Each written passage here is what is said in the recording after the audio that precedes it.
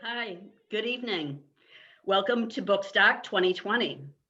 Normally we'd be in the Norman Williams Public Library in Woodstock, Vermont, which, as you can see, we are not this evening. But we hope that in 2021, we will be back in our 1883 historic building and that you all can join us there. And we hope that François Clemmons and Carl Lindholm will join us there once again. Let's see. So I guess we'll just go ahead and pretty much get started. This is a webinar, and so you won't be able to see yourselves, but of course you'll be seeing Francois. And you can use the chat functions and the Q&A if you want to ask Francois any questions directly. And he will plan to have his chat on and respond to you sometimes in real time, but maybe some of it will be at the end of his talk this evening. So let's see. I also wanted to let you know that his book is available at the Yankee Bookshop in Woodstock, either in person or curbside, or you can order online. And of course, it's available in Middlebury, where Francois lives, and at many independent bookstores all over the country, as well as the big stores. Let's see. So I just wanted to say that last night I had a little time to chat with Francois and his colleague, Carl Lindholm, and it was just an amazing experience. And we're so proud and so pleased to have him here, have both of them actually here this evening. And I already learned half a dozen new things about him in that very short time. One great thing about being here this evening is 135 of you have signed up, whereas if we were in the library, you would not all be able to be there. So this is great news. And I also wanted to say that Francois mentioned that he loves fan mail and is very happy to respond to fan mail. And so he or Carl will tell you more about how to get in touch with him. And Bookstock loves fan mail too, although we probably won't be getting any, but we do like to hear if you liked this evening's show, which I'm sure you will. And we'll also be having, next month, we'll be having another author, and I'll try to remind you about that at the end. So now let me bring on Carl Lindholm, who is a professor emeritus at Middlebury College and a colleague of Francois. And I will turn it over to Carl, and I will see you all later. Thank you. Good evening. It's a genuine pleasure and privilege to introduce my friend and colleague, François Clemmons, at this special Bookstock event. Francois came to Middlebury in 1997 to be the Alexander Twilight Artist in Residence, the year after he received an honorary doctorate from the college. He was already something of an old friend to us, having brought the Harlem Spiritual Ensemble to the college for many years. Francois was the leader of that group, its founding director. He and members of the choir visited classes and gave a standing room only concert in the chapel. When Francois and the ensemble came to Middlebury, it was a big deal, and the whole campus and town community turned out. So we knew we were getting in 1997 a world-class musician, one who had sung in Carnegie Hall, trained with the Metropolitan Opera Studio, performed to great acclaim in the capitals of Europe, won a Grammy for his performance of Sport and Life and Porgy and Bess with the Cleveland Orchestra, a role he reprised over 200 times, was likely the foremost practitioner of the Negro spiritual in America and the guardian of that historic American form. Oh yes, somewhat incidentally, he happened to be an important cast member in the children's television program, Mr. Rogers' Neighborhood. At Middlebury, Francois gave a concert performance at least 3 times a year, taught classes. His winter term course on the American Negro spiritual was enormously popular and climaxed each January with a performance during Black History Month with all the students in the class taking part. And he directed the college choir. He sang at commencement exercises and other important school events. His rendition of the Star-Spangled Banner equals that of Robert Merrill in Yankee Stadium. I should point out that Francois is a Yankees fan and I'm a Red Sox fan, and we're friends. So that just shows the possibility of world peace. He sang often at sporting events at the college, and he still offers the Star-Spangled Banner frequently at naturalization events for new Americans. Francois brought to us a personality, a life experience, and a world view that Middlebury and Vermont badly needed.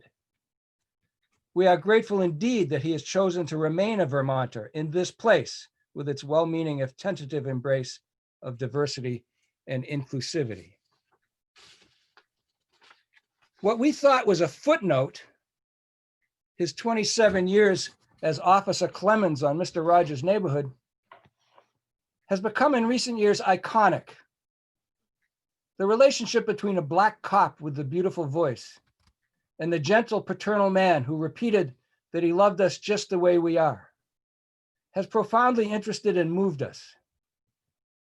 In this uncertain, angry, and divided time, this time of racial reckoning, François Clemmons, the man and the moment, have coincided in ways that have resonated in American culture. You will find Francois' memoir compelling. It's the story of his difficult childhood, born as he was in Alabama and raised there and in Youngstown, Ohio. His awareness of his homosexuality and its emotional and practical complications. His musical training at Oberlin and Carnegie Mellon. His introduction to Fred Rogers in Pittsburgh. His dynamic career in music. And his final landing here in Vermont. You will find too that the audio recording of the book is terrific, as it is read by the author himself. So thank you for inviting me to introduce Francois. I'll not go on further. Francois, you're on. Thank you so much, Carl. I'd like to say thank you also to all of those down in Woodstock who made this visit possible. I won't pretend I'm not. I'm very excited. Having 135 people signing up for this podcast is kind of a little bit of a shock. I've done classrooms 40, 50, 60, but never had this much, and I hope that you won't be disappointed. I wanted to say to everybody, please be careful and be safe. You know, and I know what time this is, and the virus is no respecter of person or money or location. Vermont is having their problems also. And I hope a year from now, we can all get together and give thanks again. It took me about 26 years to write this memoir because it underwent several different iterations. I started out just doing a journal, and somehow or another, I began to say, well, you know, I've got a story here, a story here, a story here. Let me see if I have any kind of at that time, like my life story. But as time went on, and I began to show it to certain of my friends and all, they said, you know, that's a little bit long. I said, oh, 6,000 pages. Maybe you ought to consider having it edited. And I did. A wonderful woman up in Minneapolis undertook the task, and we got it down to about 900 pages. Well, I thought I had done something. I still had lots of stories left over for some short stories that I've done and some short stories that I'm going to do. And when I showed that to a couple of people, they said, oh, nobody's going to read 900 pages, Francois. I found all that very funny because it was very interesting to me. Nevertheless, I sent it out, and I was able to get a wonderful woman, Elizabeth Copps, over at the Maria Carvenas Literary Agency, who said, yes, I would love to work with you. But first thing we need to find you is a book doctor or an editor and let them do some work on.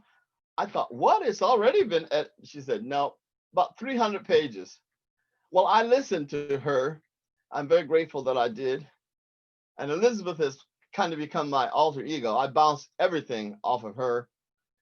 And I have several friends in this corps here in Vermont, and quite frankly, around the country, who say and do things that are very, very encouraging, uplifting, inspiring to me. I would be giving you the wrong impression if I told you I did this all myself. It's simply not true. As a matter of fact, Carl's wife, Brett Millier, is a distinguished editor and writer and poet. They had an auction at the Unitarian Church, and they pushed me up to bid, and I put a few dollars there, and she said she would edit the first 10 chapters. Well, I personally think the first 10 chapters are the best part of the book and always has been. And I'm deeply indebted to Bretty May, as I call her. And I also call her one of my cosmic wives. Carl is one of my cosmic husbands. And his friendship has meant a great deal to me since I first came here to Vermont. He's an open, warm, wonderful, actually Mainer up there where Bates is where he comes from, but he wound up here in Vermont, and I'm the beneficiary. I'm very grateful for you, Carl. And Carl has enough sense to do his introduction and then get out of the way and let me do my thing. So I've done a number of these with him, and it's always our unspoken agreement. Say what you have to say, Carl, and move over. Oh, Lord, I just come from the fountain. I'm just from the fountain, Lord. I just come from the fountain. His name so sweet. Oh, Lord, I just come from the fountain. I'm just from the fountain, Lord. I just come from the fountain. His name so sweet. Zidenelda, do you love Jesus? Yes, yes, I do love my Jesus. Elder, do you love Jesus?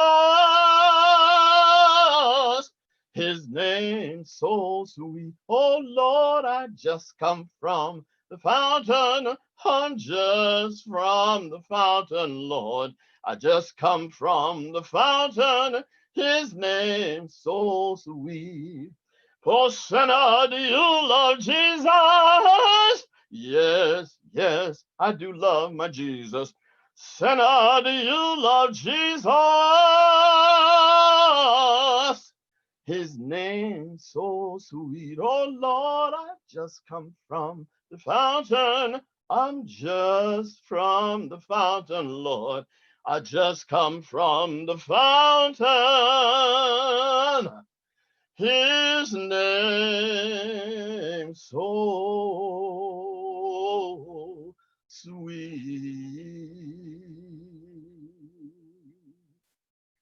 Till the time, Lord, I've been singing. Till the Lamb, Lord, I've been singing.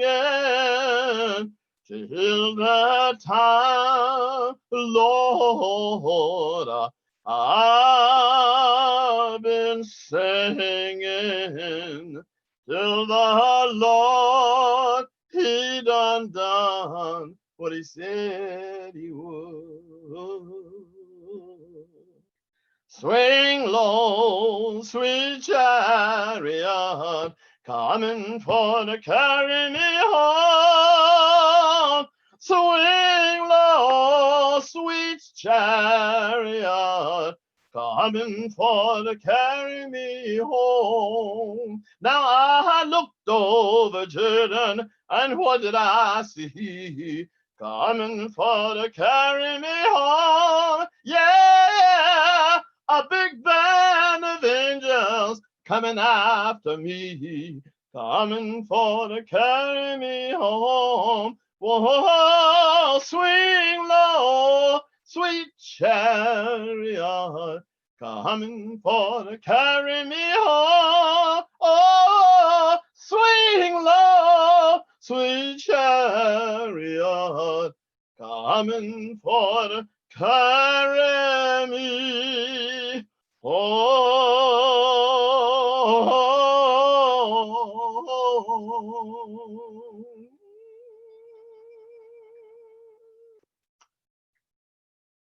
All right. Well, many people have asked me, have you always sung? Do you remember your youth? I always tell them that I started singing in my mother's womb. And I feel that I never have lived a time when I was not bathed in love and this music from my great grandmother Laura May, my grandmother Minnie, and my mother sang. All of them had distinguished, beautiful singing voices, and I always felt I would do something special with spirituals. I wasn't quite sure what.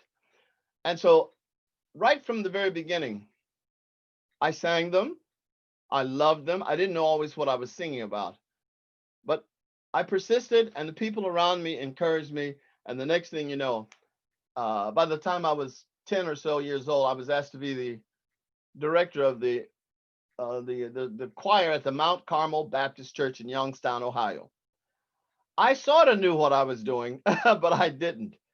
The way I became the choir director was a wonderful woman named Madeline was the choir director.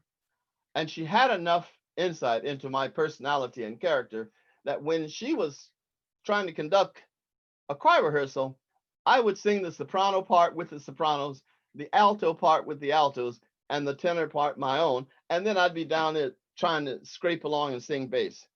And rather than getting angry with me, she said, come over here, stand right here next to me. Sing this part, the alto part. And I sang it.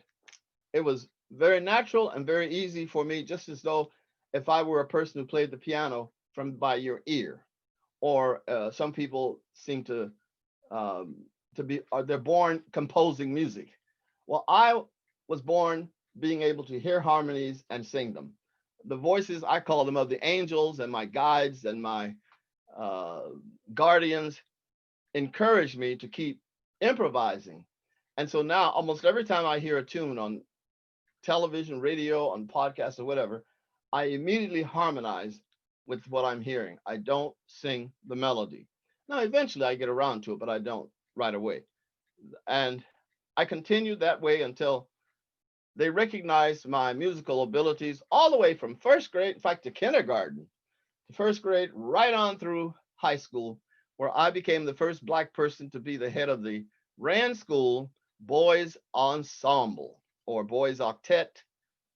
What an honor. I know to some people it might not have appeared to be such a big thing that was happening. But as I tried to share in my memoir, there were so many barriers to being the person that I am. It simply was not easy. I found so many people saying, you can't do that. You can't do this. Why do you want to do that? What's the matter with you? And all I could tell them was I had this deep, deep yearning, longing inside to give of myself in a deep way. And as I continued to sing and go to church and direct the choir and go to school, I began to develop a dialogue. I don't quite know how to describe it, but this is as much as I can tell you. Ultimately, I recognized it as my deeper subconscious, but also of a spiritual source. Quite honestly, at first, I thought, who is that talking to me? Who's giving me these ideas? What is this thing that I hear and feel inside? It has taken me a long, long time to recognize that the source of that dialogue is spirit. I know some of you will remember how wild and crazy I could be, not only in high school, but in college or wherever. But I'm a different person now. I have grown, things have changed.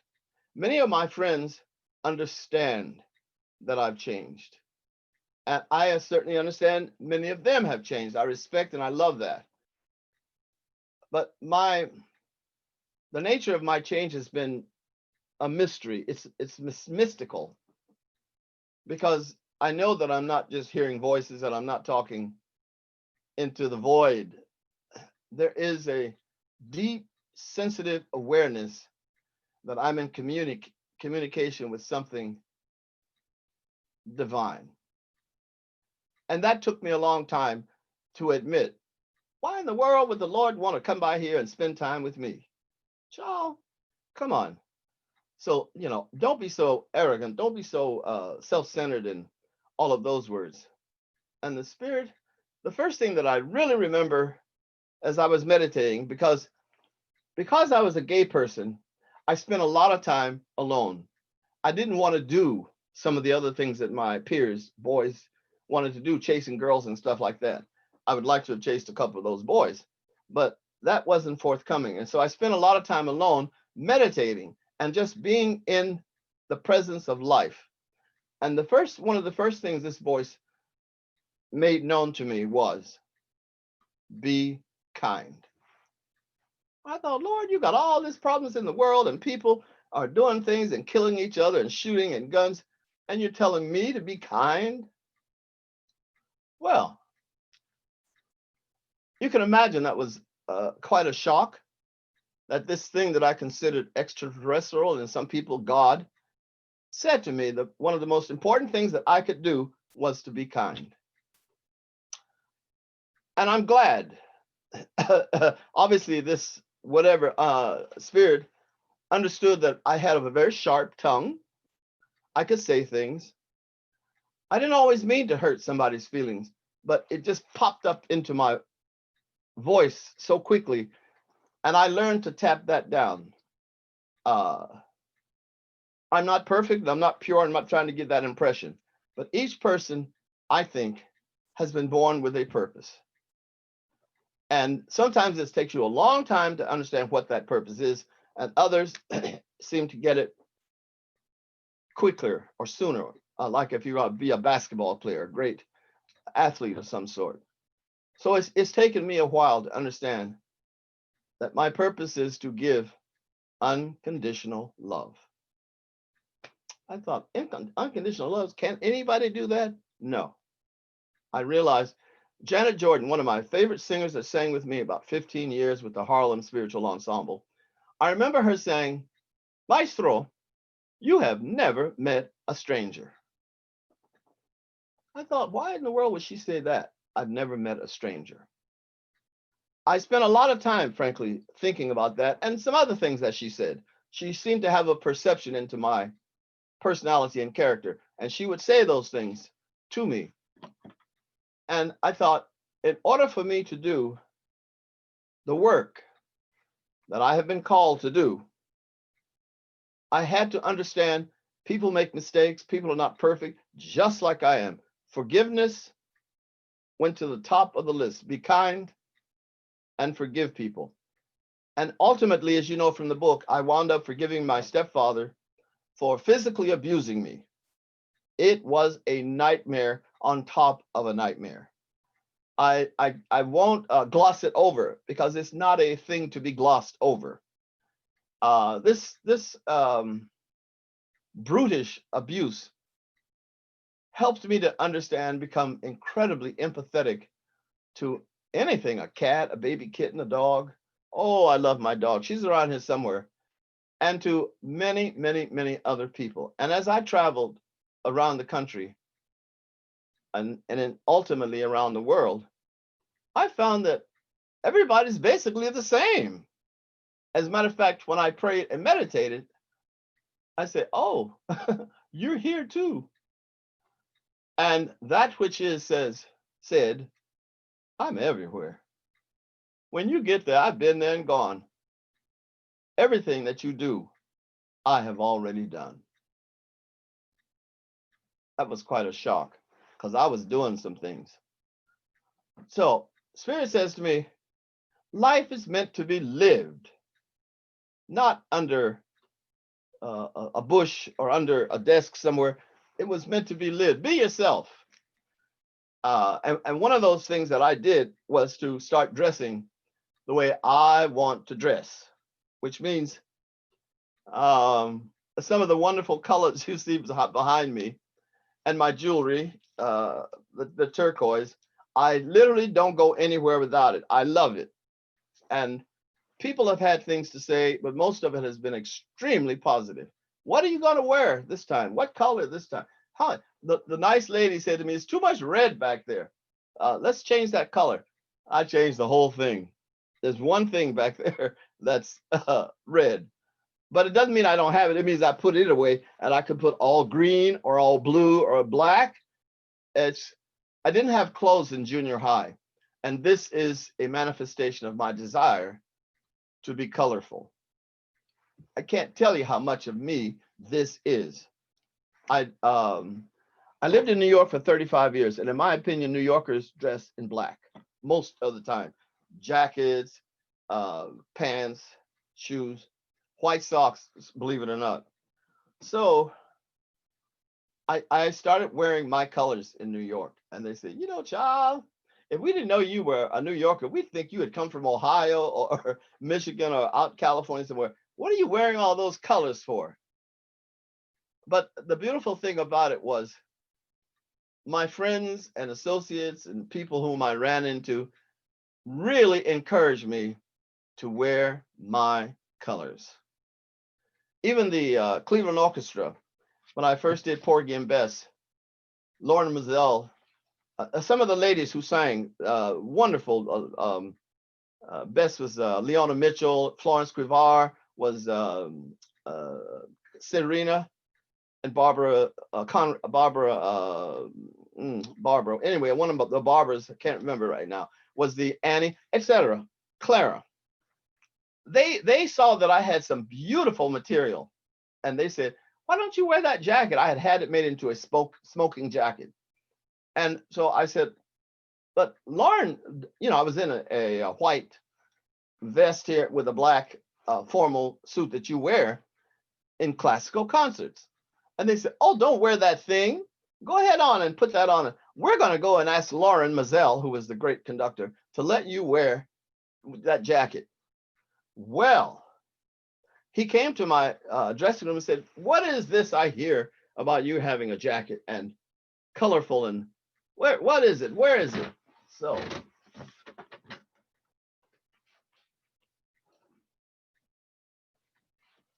this is it.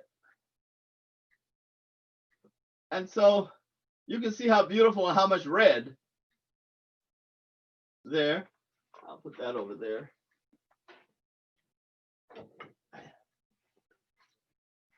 I wore that for Lauren Mazel, and he looked at me and he said, "Francois," I thought, oh Lord, "don't ever wear a tuxedo again." Well, to have Lauren's stamp of approval, I literally went around the country singing at many, many, many orchestra appearances, and I never wore a tuxedo again. And several conductors said to me, "You're not going to wear that out on stage." I said, "Yes, I am. Lauren Mazel told me I could wear it, and if you don't like it, tell him." Well, those couple of conductors who had second thoughts or feelings about it, they kept it to themselves. And it's been close to 50 years that I wear what I want to wear. And only one time did I threaten a conductor and say, "Then do it without me, because I am not going to wear a tuxedo. I'm going to come just as I am." And he relented because he needed me. And sure enough, I got to wear one of my colorful outfits. And if he messes with me and I have enough time, I change at intermission. I have enough back there to change. Anyway, I want to read a little bit from the beginning of my memoir. As Carl told you, I did a audio with a wonderful friend of mine.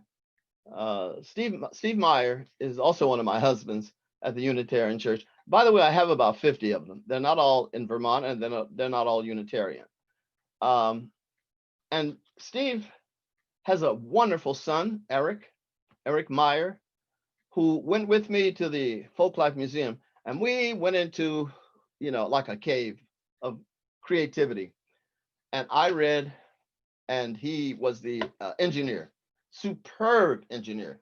I never had to tell him how to do his job. I was prepared, but I never had to. He was excellent. I've worked with lots and lots of engineers, as you can imagine, 27 years on Mr. Rogers' Neighborhood. And I'll never forget a guy saying, "Oh, you just saying, Mr. Clemmons, we're going to make you great." I said, "Wait just a minute. You are not going to make me great. You capture what is already great." Hello? No, engineer is not going to make me great. However, I never had that again. I always feel that it's important to be in my best voice, best condition, best health, and when possible. So I believe in getting sleep, 8 hours, rest. I have a lot of need for a certain kind of quiet time. I'm an extrovert, and I think this virus is going to kill some of us. I don't mean that frivolously. I love to be around people. I get and I give energy when I'm with people. And I could never, ever live a life of a hermit or alone, except for a limited period of time. And then I have to come out and be with folks. And when I'm with people, I let the energy of the universe flow in a different way. And it's flowing right now. I'll tell you that much.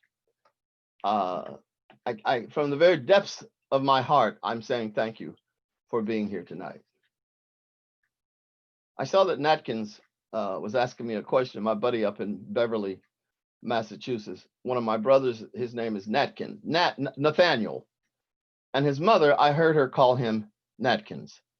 I love nicknames. And you can imagine, I grabbed onto Natkins so fast. And years after she passed, I finally said, "Nat, do you mind that I call you Natkins?" And he said, "No, I don't mind it at all. That's what my mother called me. But you're the only one who calls me that now."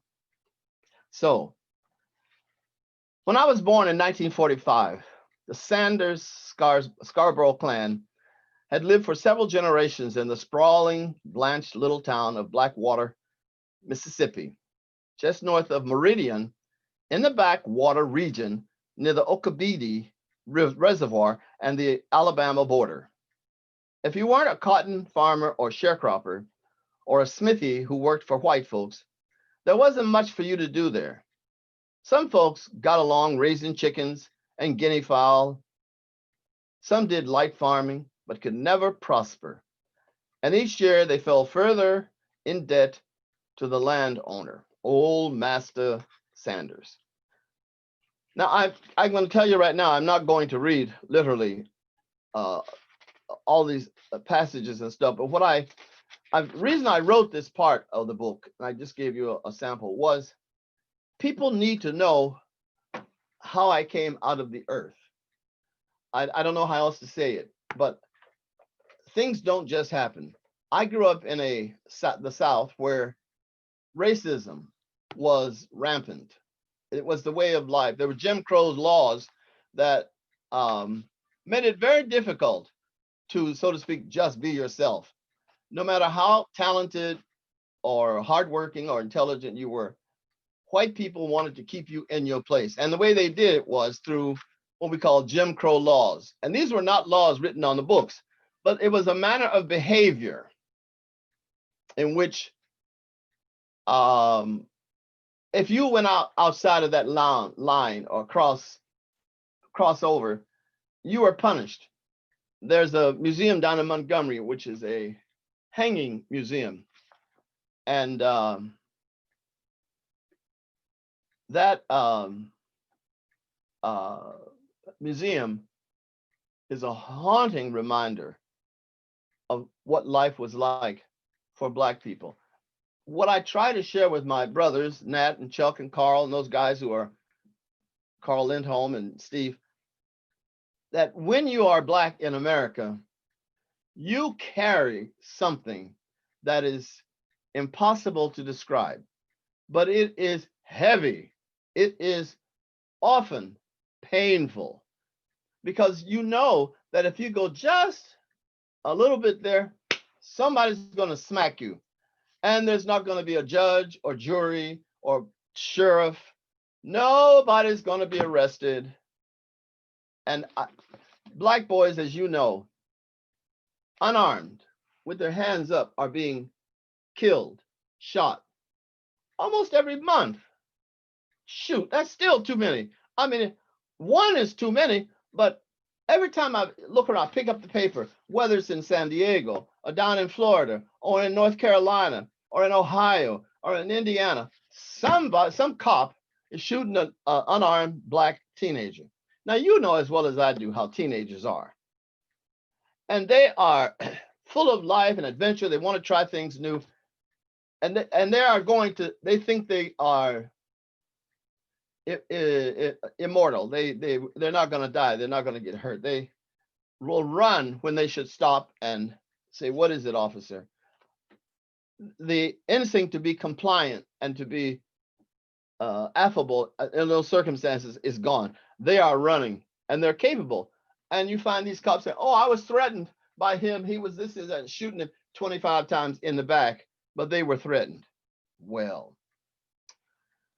that was one of the difficulties that I carried a long time. And I even know today that if I'm stopped by a policeman and he doesn't like the way I talk to him or look at him, I could be shot. And I don't think any of my white friends can give you the same testimony, that they walk around afraid of the policeman. So when Fred Rogers asked me to be Officer Clemmons, I thought, you must be crazy. Fred, do you know what the cops do in the ghetto? What they did to me in the ghetto?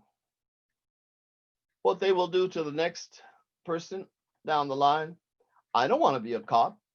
They are not your friend, honey. They are the enemy. Every Black boy knows that. But Fred said, "Francois, you could change that image. You could be a helper. You could help people to cross that gap." There's quite a gap between the way he had lived and was raised and the way I was raised. And so he kept talking.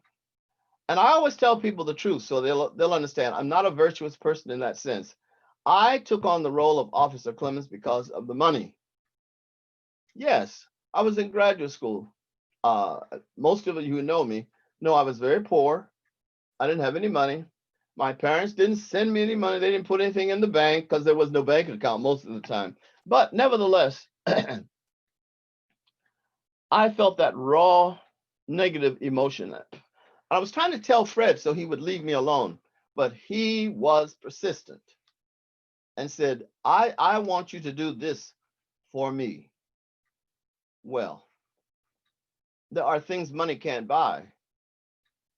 And his caring for me made me reconsider. I mean, seriously reconsider.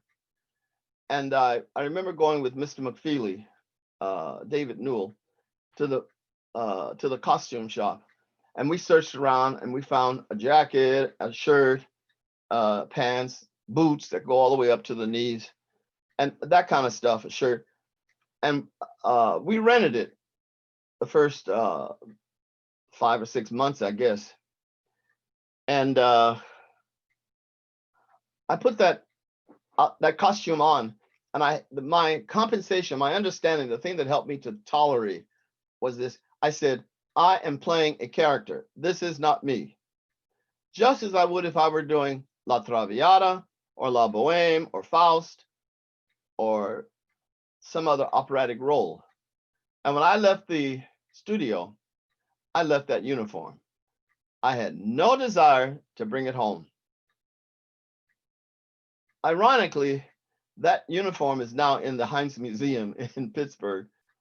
It's just a bust of, but anybody who walks in there sees this is what Officer Clemmons wore. And I'm honored by that experience now. I grew a great deal. I grew because the challenge of being something that I was not, or understanding something that I was not, it was a mountainous assignment. It was very, very hard for me. I took that role on, and I did also Sport in Life. And many of you who know, by the way, somebody said that Broadway music is something. That is an opera. And don't have me give you my lecture on what George Gershwin was trying to do and what Lorne Mazel, the conductor, accomplished, because we sang the recitatives in the notes that Gershwin had written. When you previously, he had done it himself in the 30s. He agreed to cut out some of the music so that they could do some speaking parts and move the action along so that it fit within the time and the framework of a Broadway show. Yes, but that is not what he wrote originally. That was not what the Metropolitan Opera commissioned. So Lawrence's dream was to get it and put it all back together. And so when I auditioned for him, I sang some of those unknown parts, you know, you go through of Porgy and Bess. And he told me later on, he said, Francois, please come down here. Terry McEwen was the person who was handling the names and registering stuff. He said, come down, please come down. And Lorne had been there in these dark glasses, and he was way down in his seat like that. I thought, Lord, that man's not even listening to me. I could be doing anything or nothing. When I got down there, he said, Mr. Clemmons, I know you pretty well. I said, oh, you do? He said, yes. I watch you on Mr. Rogers' Neighborhood. You could have just gone flip and I would have fallen over. I was so shocked because I didn't think he was even listening. And he said, I really, really love your voice. I know, you know, the high notes, you do this, and the low notes. And he said, but I have a favor to ask of you. I thought, what? What can I do for this man? World famous conductor, composer, everything. And he said, I have a little boy at home. His name is Sean. And he said, my son would not let me in the house this evening without an autograph. If I go home and tell him that Officer Clemmons sang for me, and I don't say to him, here, he signed this for you, I'll be in trouble. Would you please help me out? Well, Lord have mercy. So I signed to Sean, S-E-A-N is how he spelled his name. To Sean, you are special, Officer François Clemmons. And so I gave that autograph to Lauren, and he basically said to me, you'll be hearing from me. Well, nice people say nice things.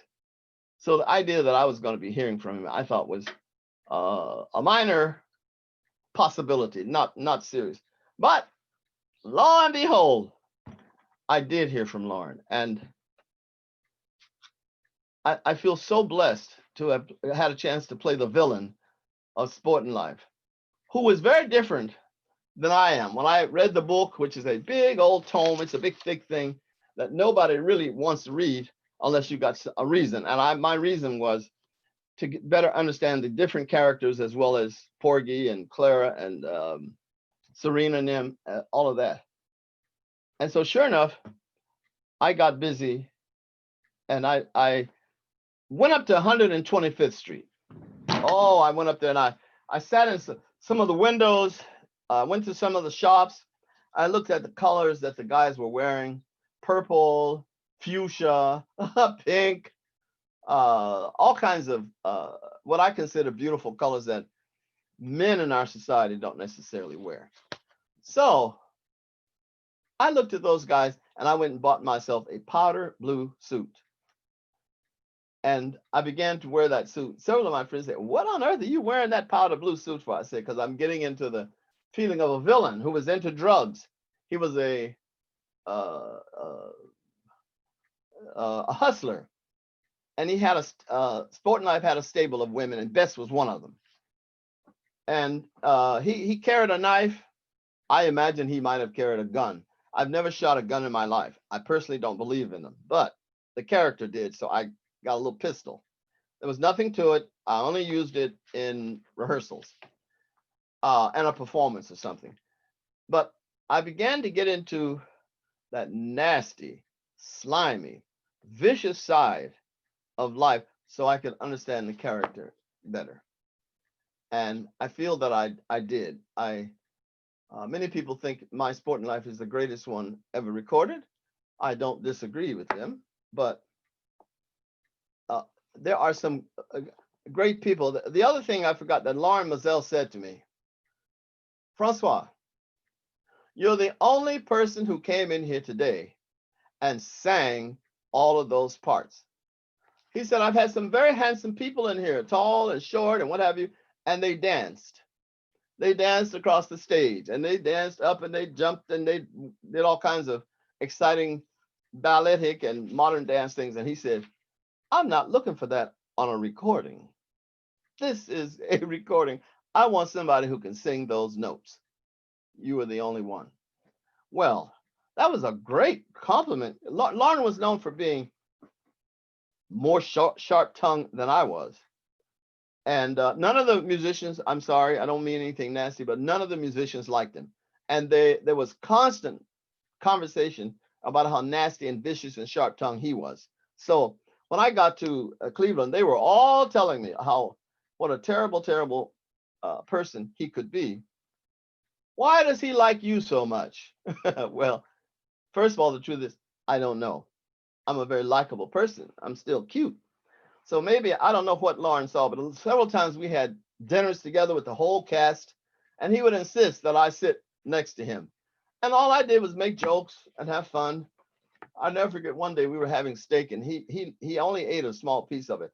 I think at some point he was becoming a vegetarian because his wife, I heard, she kept him in shape, exercising and running and things like that. So it was saying that. I said, "Lauren, can I have your meat?" And I reached over there.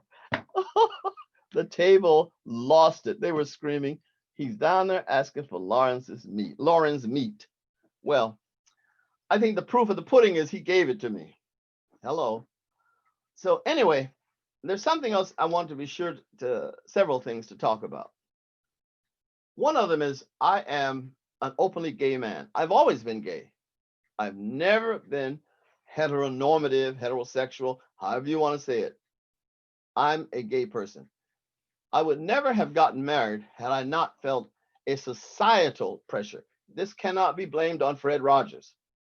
I was very much active in the Baptist church, and the deacons and the minister and all of them, they were telling me, "Oh yes, you have to get married. You're too intelligent to be gay. You're too this and you're too that." And you know what? They didn't know what they were talking about. And I remember once saying to a man, "Sir, have you ever loved a man? And he looked like me and said, like I had asked him, do you eat hot charcoal for dinner? No, no, I've never been in love with a man. And I looked at him and I said, then you don't know what I'm talking about. And you don't know what I feel. I love men. I love a man. And as a gay person, I have to find a way to express this. It's too important. Oh, no, it's not important. It's going to go away. It's a homosexual, homosexual fear or something you'll outgrow it. Ha! Child, I'm 75 and I still have not outgrown it. Truly, that man did not know what he was talking about. And the reason I bring that up, I saw a wonderful young singer, I think his last name was Harris, on the CBS this morning. And that young fellow has 2 or 3 albums that are top of the list, number one this, number one there. And he talked about what it was like for him growing up in a society where he could not express being gay. I felt that I had been given this. Homosexuality is something sweet inside of me. When I talk about Little Buttercup, which was my nickname, I'm talking about the sweetest, most loving, creative aspect of what I am as a human being. When I express Buttercup, I'm expressing something feminine. I love women, but I don't love them sexually. I have sisters, Katie and Brett and Priscilla and Annie and Lula B and many. You go down the list. My life would not be complete without a full understanding of this femininity. Someone else will tell you something else, but I can tell you what wrote this book was feminine. What sang those songs was my great grandmother's voice that rings in my ear. And I expect to continue now as I get older to honor the feminine parts of me that have given me so much. Gail King at CBS said to me, "You must tell that story, Francois." I told the story in the book where I wanted to put on a white wedding gown that my cousin Johnny May, I was at her wedding. And when I said, "Oh, Johnny May, that is so beautiful. I can't wait till I grow up and I can wear a wedding dress just like yours." Oh, man. My mother hit me so hard. I was chewing gum. The gum went one way and I went the other. And I was crying, and my cousins and my aunts were all gathered around. Inez, what's wrong with you? Hitting that boy like that. He's just a boy. I was barely 5 years old. And I was expressing a response to something beautiful, like this yellow here. I say, I'm going to grow up and wear something gold and yellow. Well, no son of mine is going to grow up gay. Oh, Inez, leave him alone. He's just a child. He's expressing, he has a sense of beauty, and he's a sensitive artist. You ought to be ashamed of yourself. Well, she wasn't. And in subtle ways, she and my stepfather made my life miserable. So much so that I stayed away from home. I had some buddies, Al Linder and Mickey Walsinovich, and several of the other buddies, Don Benson and Jerry Williams. There are a bunch of us guys who went on from 7th, 8th, 9th, 10th, 11th, 12th grades together. And then even after college, we were still, Mark Jaffe, who was one of my dearest friends at Oberlin. We were all there together. And I began to stay out of my house. I didn't want to be there. And so I was at Al Linder's house around the corner, or I was at Hiawatha Harris was my other friend. I was with him, or somebody else whose mother and father took me in without judgment. Judgment is like stress. And I want to tell you, stress will kill you. It can kill you. Judgment, negative judgment, can also. And I often found myself unable to, unwilling to be honest, to communicate with people. And that's why this book is so special to me, because it allowed me to come out of the closet. I mean, really screaming and yelling. And I'm writing the second, essentially, it's a sequel to this. And I'm going to talk about some of the things that I'm sharing with you tonight. I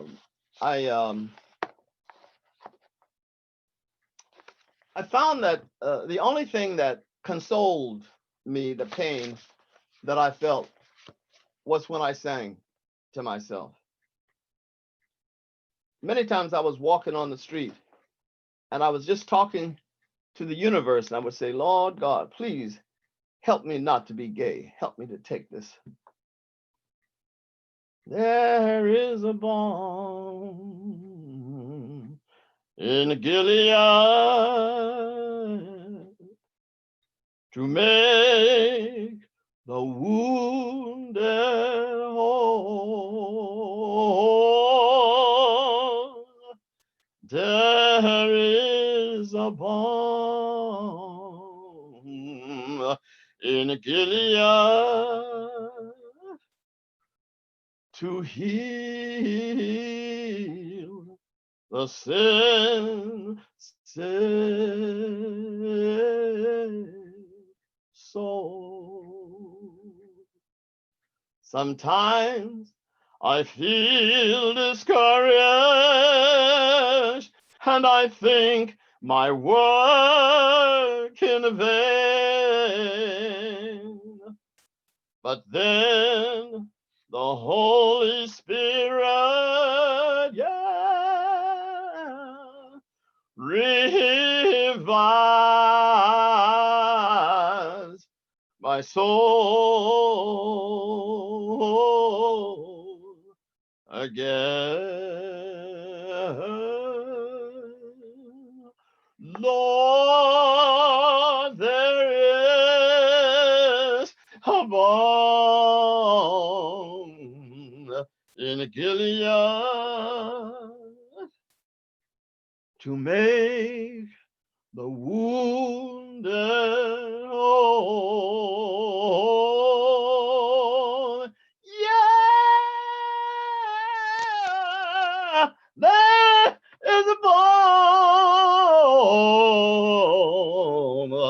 in Gilead to heal the sin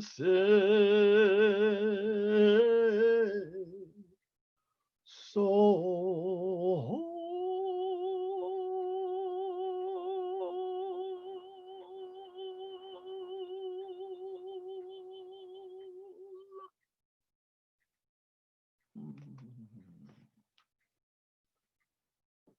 So I used to walk and sing to myself.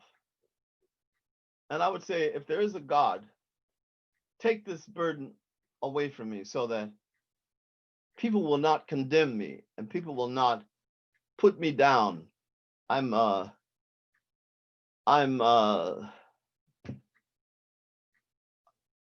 such a tender spirit that when people said things, oh, that sissy, oh, that faggot, oh, that punk, it cuts the wound. I can't pretend that I don't feel pain. So that was the reason I wanted to get married and act heteronormative.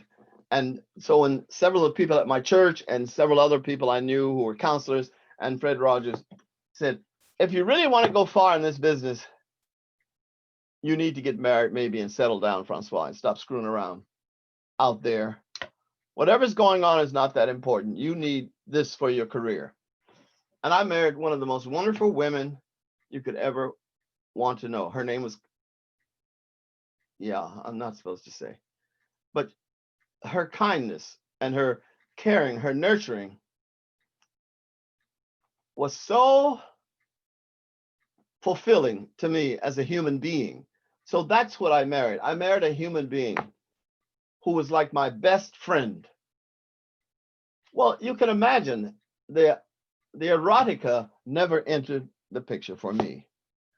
And one of the saddest moments I had was when I had to say to her, Carol, I can't stay in this marriage any longer. You need a real partner. You need a husband who will love you, who will give you the support and the partnership that you so deeply crave and deserve. So I left. It wasn't smooth and all that, but I was off on another journey. And so at this point, I want to point out, I was in New York at that time, and I went down to the village to see Stonewall. It was happening in 1969 or 68, I can't remember. But I went down so I could see what the heck was going on down there. It had been in the newspapers, it had been on the radio, and in some instances on television. So I went down to the village, and everyone, lots of tourists were there, walking around with their cameras and stuff. And I eschewed any photography. I didn't want anyone to take my picture. And people were very kind and considerate then in those days. So no one took my picture, but they did talk. People were very open and explorative. They were trying to put their heads around the fact that these gay people had fought back and had earned a tremendous sense of respect. And I don't mind telling you what I discovered, and I always say I'm going to tell people this. It was the Black drag queens in those heels and those dresses and big shoulders and sometimes mustaches who were the first ones to take off their shoes, those heels, and hit those cops.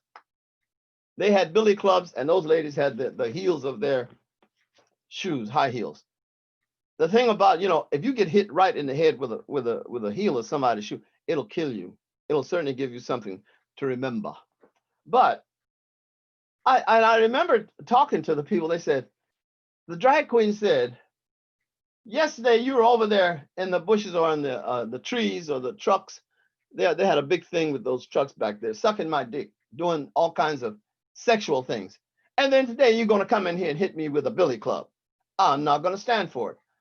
So you had a case of male energy fighting against male with their billy clubs and whatever they had learned in police school.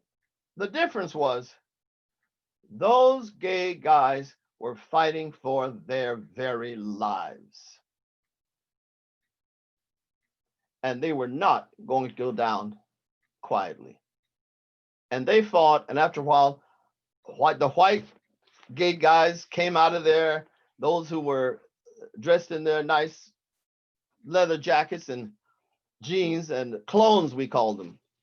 They got into it too. And the next thing you know, the Spanish guys with the black, everybody was, and the cops essentially lost that first battle. But of course, being New York, down the village, they had lots of reinforcement. And of course, after a while, people came in.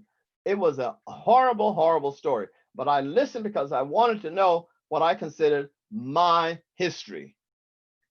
And so I heard it firsthand. And it was not pleasant. I don't mean to imply that it was, because it wasn't. But I wanted to know the truth. And there are many times in our society, people don't want to know the truth. So I want to be sure to tell you the story that I know about the Black drag queens and the problems that we have in our gay community today. Now, I've been here 27 years. I've lived here. 99% of the people on Middlebury College's campus know that I'm here and they know I'm gay. I'm just beginning to hear from the gay community in Vermont. Why? I have a couple of buddies, Warner and Watson, two married guys that I'm very close to, and they're white. But outside of that circle, I said, gay guys don't come to my performances. They don't acknowledge that I put in 27 years on Mr. Rogers' Neighborhood, 50 years on television. And I don't mind telling you, I'm in that book of records, whoever, can't think of it right now, but my tenure on Mr. Rogers' Neighborhood, which started in 1968 and went low these many years, is the longest time that a Black person was on television every single year. Now, the nuance to that was Fred was white and he started several months before me, and then when he died, of course, the show was over. But I was on television every single year. You can go to the television, turn it on, and Mr. Rogers comes in, and 90% of the time, there I am. So now the only thing left is to try to get my residuals out of them for all those years. I have a very wonderful relationship with Joanne Rogers and with several other members of the company. I'm not looking for a bang fight or anything like that. I just thought I'd mention to you that even guys like me after 50 years are still trying to get my residuals. Now, me and Lady Aberlin and a bunch of us have talked. I'm very close. They were my family. The day that I had in the studio with Fred Rogers, two things that I wanted to share. The first one was he told me, come back to Pittsburgh and just to be with us so that you're not lonely in New York by yourself. And I thought maybe he was just kidding. Well, I found out he wasn't kidding. He said, go upstairs and ask Elaine Lynch, my dear friend, and told Elaine to please make a reservation so that I could come to Pittsburgh. So sure enough, I flew down to Pittsburgh and I went into the studio and observed Fred and some of the other members finishing up a scene. And at the end of that scene, it seems like our eyes locked. And he was saying, you make every day a special day. And you know how? Just by being you. And I love you just the way you are. Well, I said, wait for this little part. hello? Come, princess. That's my little doggy. So to make a long story short, I walked over to where he was and he came to where I was. And I said, Fred, were you talking to me? And he said, yes, I've been talking to you for 2 years, but you heard me today. And I fell into his arms crying. That was the first time in my life a man had told me he loved me. Hey, Francois, Yeah, man. that's a good place to stop and take some questions, don't you think? Yeah, I think that's a good idea. My little doggy woggy. Princess, come, baby. Woohoo. Princess, come. Okay, we start. She'll come if she wants to. Well, we've had lots of great comments from people, and you probably haven't seen them in your chat because you've been. No, I haven't. Come, princess. Come on. But people have been clapping, and What? I and hope someone you just saved said, all that. Oh, I have, and I'll send it to you. But we can Okay. also, I know there's one sort of one big outstanding question. Let me find it here. What's that? It's actually from, hang on one second, Uh-huh. from Tom Ayers, who Okay. I believe spoke with you this week for an article in the Vermont Oh, Standard. yes. He knows Steve Meyer. Which I haven't seen the article yet, so. I haven't either.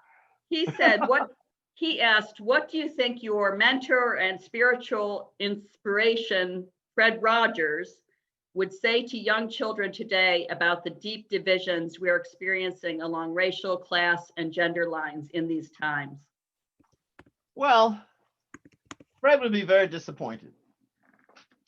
That goes without, anybody who understands him knows that he loves everybody. I never felt discriminated against or that there was something negative emanating from Fred Rogers. Had nothing to do with race. And he was a man born with incredible entitlements. He was wealthy. He had 2 loving parents, 2 loving grandparents, who was the one who said to him, I love you just the way you are. And I think Fred, who was a Presbyterian minister, we often talked about biblical things. And we talked about the prodigal son, and we talked about Paul and Silas and the disciples. And one of the things that he and I discussed is that the New Testament is considered the good news. And in there, during that Christ who was the wayshore says, first he tells them a story about the Good Samaritan who takes care of the Jewish person on the side of the road who's been beat up and robbed. And he cleans his wounds and takes him to an inn and says, take care of him. When I come back, I will, whatever it costs you, I will give you more money. And they did. He says, who is your neighbor? I say today, who is your family? Not just neighbor, really embracing. What do you do? How do you define family? Somebody who was the president for a short time said, if you're the grandmother and grandfather, you're not a relative enough to come and to immigrate to America. That is ridiculous. Grandparents, extended family, a husband and wife, or two husbands or two wives come together and they form a family out of choice. So that anybody who says, I love you, is my family. Fred was the first one to say, I love you, Francois. He never changed, and I never saw him as a white man saying, I love you. He was something trans, whatever, who, when he said, I loved you, something, energy came out of him and it hit me right in the gut. And I literally was never the same. I think he would be telling us that second law of the New Testament says, love your neighbor as yourself. You don't have to add anything else to it. You don't have to do research. It's quite straightforward. And I think he would be pointing to that and saying, who is your family? How did you decide? Do you decide on color? Do you decide on language? Do you decide on geography? No. He who loves is my family. They also said, whoever fed you chicken soup or whoever brought you food or cooked for you, that is your family. And I think that's what Fred would be stressing. Hey, Francois. Yes. Do you have a signature spiritual? Do you have a song that says François Clemmons? Do you have a favorite? Well, yes, I do. Do we have time? Yes, of course. We have time if you'll sing it. Well, hang on a second. Yes. Okay. Keep All right, that- Princess. Keep that song in mind. So I have a question I'd like to ask, but it's a question I hate to ask because I probably won't like at least part of the answer. But I know from some Black people in Vermont I've spoken with that that they have experienced a different, well, certainly a version of racism here, maybe one that is less overt at times, but not sometimes very pointed. And I'm just wondering, I guess if you would speak to that. I think it's, if you have experienced it, I think it's important for people who live here to know that we are part of that. If that makes sense. I think I'm sorry. I think I know what you're saying, what you're asking me. And I have to tell you, yes, I have felt this thin line of separation from white people who are the entitled people who are in charge, who are here, which says, you're Black, you're not really a part of our family. We love you when you sing and you make a contribution to the community. But there's always that thing that I feel, I know it instinctively, that says, because you're Black, you're not heterosexual, you didn't marry the daughter or the son of anybody, therefore, it's a subtle thing, you are not really a part of my family. Now I'm going to plan for my son who's coming from California, my daughter who's coming from somewhere in South America, whatever. But I don't plan for you that way, not because you don't deserve it, and not because you're a nice person, but because you are Black here in Vermont. That's what I have felt. I think it's important, really important for people in our state to hear that, because I often hear from white people, oh, we don't have racism here. But of course we do. We have systemic racism. We have, every name for it you can think of. So People ask me about that, and what I say to them is Vermont, New Hampshire, Maine, and Ohio. The only difference between Mississippi, Alabama, and Georgia is they took the signs down. That's the only difference. All right, Princess, I'm coming. Well, maybe we could. I also wanted to let you know there's a lot of people here from the I think it's the Rayen School. Oh, that's my high school. Yeah. So there's a lot of them. Oh dear, a big hug, Mark Jaffe and Ina, all the rest of you guys. Hugs and kisses. They're like my brothers and sisters now. We have had many opportunities to talk and to share, particularly Mark Jaffe, but there are others who I know are in my heart. When I traveled around the country, I'd run into them when I sang with different orchestras or different concert halls. My picture and stuff would be in the newspaper, and somebody would call the station or the orchestra and say, is that the François Clemmons from Youngstown? And they gave me a phone number and I got in touch. So I was able to stay in touch with a lot more of them. Also from Oberlin College, same thing. But obviously during this period of time, I ain't going nowhere. You want to ask a question, Carl? I did. Oh, that song. Well, Yeah. you can do whatever you want, but Did you have another question? no, I love it when you sing. I'd love to hear the song. I'm sure we all would. This little light of mine, I'm gonna let it shine. Oh Lord, this little light of mine, I'm gonna let it shine. This little light of mine, Lord, I'm gonna let it shine. Let it shine, let it shine, let it shine. Everywhere I go, hallelujah, we're gonna let it shine. Oh Lord, everywhere we go, we're gonna let it shine. Everywhere I go, Lord, I'm gonna let it shine. Let it shine, let it shine, let it shine. Everywhere I go, Lord, I'm gonna let it shine. Oh Lord, everywhere I go, I'm gonna let it shine. Everywhere I go, Lord, I'm gonna let it shine. Let it shine, let it shine, let it shine. I'm building up this world, Lord, I'm gonna let it shine. I'm building up this world, I'm gonna let it shine. Building up this world, Lord, I'm gonna let it shine. Let it shine. Let it shine.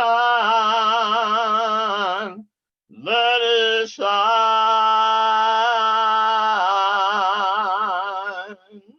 Woo! Man, that's it. That's one of my favorite songs. I have a slow version that leads into that, or else I could do the way I did it for you tonight. I'm glad you like that. Oh, thank you. Well, we should probably close out here, but I'd like to ask you, if you want to, what is a good way for people to get in touch with you? Well, I have an agency, Elaine, I call her Lady Elaine, Elaine Travaro. If you could put that on your website, I Elaine sure can. Travaro. Yep. And if they wanted, they could go to my website, which is francoisclemmons.net.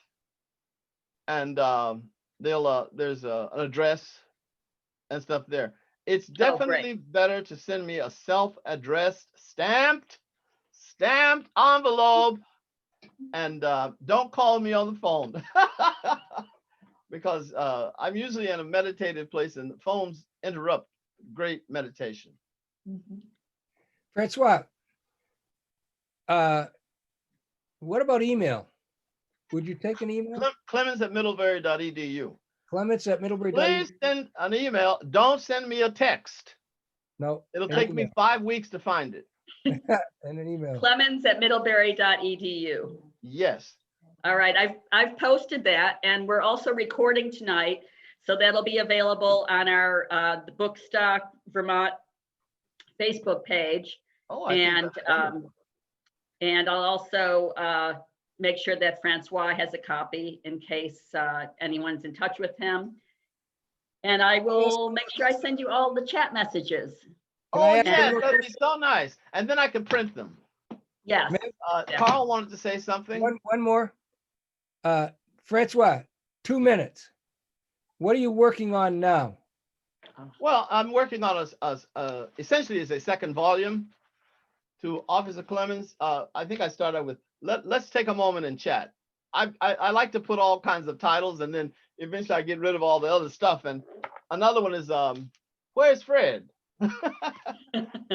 Or when the fork in the road, you know, I went a different way being a gay guy and stuff. So I make up 8 or 9 titles for it, but I'm discussing contemporary things that I think will be interesting to all of us, and definitions like family, loneliness, love.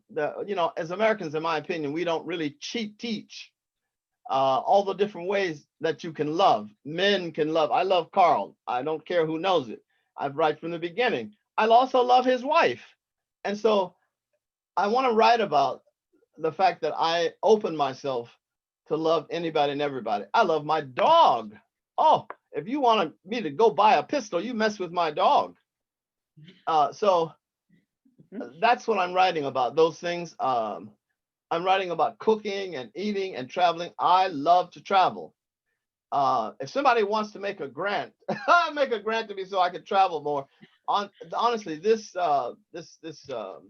virus just killed everything. Every single job that I had for the summer and the fall disappeared. And they were very logical, intelligent, you know, sympathetic reasons. There was nothing negative. People just said, oh, we can't gather anymore. Oh, we can't honor this. And one thing went by the way. And boy, let me tell you, I can just be honest with you. It's been rough because of the pandemic, which all of us are being challenged by. I feel we're developing a new way of communicating. We are developing deeper ways of showing that we care. That does not involve physically touching and physically holding. It's such a, in many ways, I'm sorry, but a desperate time. But we are growing. What is the lesson? I say to myself, what is the lesson from this horrible experience? Other than I don't want to experience it anymore. But someone just says we need to say I love you more to each other. Well, I certainly do. And I encourage, I have cosmic children. I have about 500 of those. And there are people who came to school here to Middlebury College and needed a place where they could relax without being judged. And they started coming to my house. Carl says my home is a destination. I consider that a tremendous honor that the kids want to come back and they want to come by my house. So they find me. I'm not hard to find. But they can't now in this. Yeah, pandemic. that's And I can't think of a single person. Francois, you live alone. I can't think of a single person outside of those who are desperately ill or have loved ones who are desperately ill, who is more affected by this pandemic than you, a natural extrovert, a person who gains such energy from interaction, loves to perform, loves to interact. So I hope that you remain in great health for another few months and get out on the road. Because you in the past 6-8 months, you could have had a life that was, everybody's dream. Yeah, But for the books. It's going to No pun happen. intended. It's going to happen. I sure hope so. I'd like to go around the country and read and talk about my experiences and what I've learned. And that's always what I ask. I want to leave that bit of information to everybody. When the experiences like this come to you and you're not planning and you haven't done anything wrong, I ask myself, what is the lesson that I need to get out of this horrible mess, this horrible experience? And one of them is to be sure to tell people, I love you. Be sure to call when I'm thinking about you or get in touch with you, send them an email. Don't let this opportunity pass you by. Thank you, Francois. Yeah, man. Well, I think that's a great place to say goodnight. And I'm just going to say, I love you. I love you too, Meg. It's been wonderful. And I'm saying that for everybody here. Oh, thank you. Am I allowed to come back and visit you another time? Oh, absolutely. Yes, definitely. All right. And we hope it will be in person.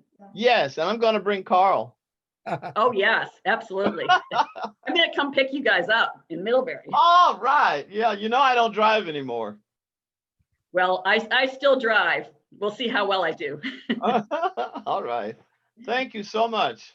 Thank you.